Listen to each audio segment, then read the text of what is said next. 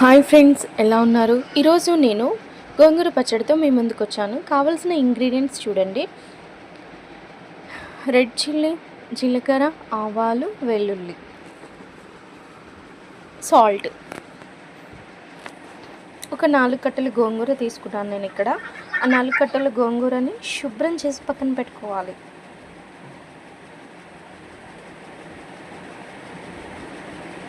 చూడండి, శుభ్రం చేసి ఒక జల్లి గిన్నె అంటారు తెలుసా, దాంట్లో వేయడం వల్ల వాటర్ అంతా ఆ హోల్స్ ద్వారా కిందికి వెళ్ళిపోతుంది.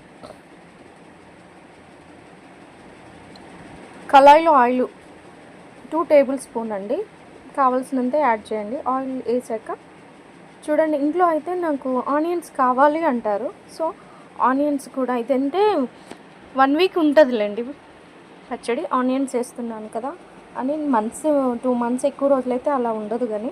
సో ఆ ఆయిల్లో ఎండుమిర్చి వేసాను చూడండి, వెల్లుల్లి వేసాను. ఆనియన్స్ని మిక్సీ పట్టకూడదండి, అవి నూనెలో అలా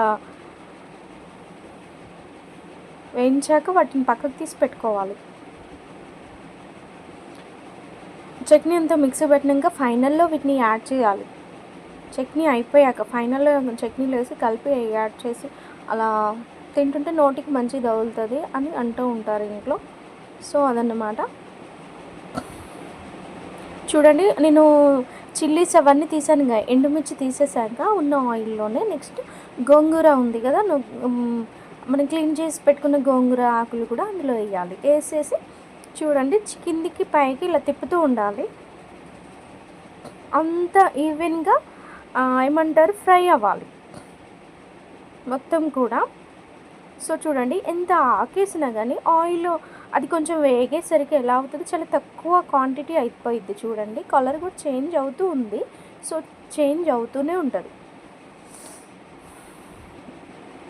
ఇదైతే పెట్టుడు పచ్చడి కాదండి, పెట్టే పచ్చడికి పెద్ద ప్రాసెస్ ఉంటుంది.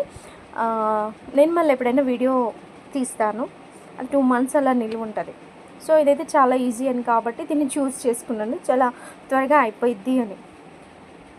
చూడండి, ఇదైతే ఇలా ఫ్రై చేయడం వల్ల కొంచెం ఇది రెడీ అయినట్టు. సో ఎండుమిర్చి ఉంటుంది కదా, అదే రెడ్ చిల్లీస్, వాటిని తీసి మనం మిక్సీ జార్లో వేసి సాల్ట్ యాడ్ చేయండి. సాల్ట్ యాడ్ చేసి మిక్సీ పట్టుకోండి. చూడండి, పట్టేశాక గోంగూర ఫ్రై చేసిన అది ఉంటుంది కదా, ఆ మిశ్రమం కూడా ఇందులో యాడ్ చేయండి. యాడ్ చేసి దాన్ని కూడా కొంచెం కొంచెం మిక్సీ పట్టుకోండి.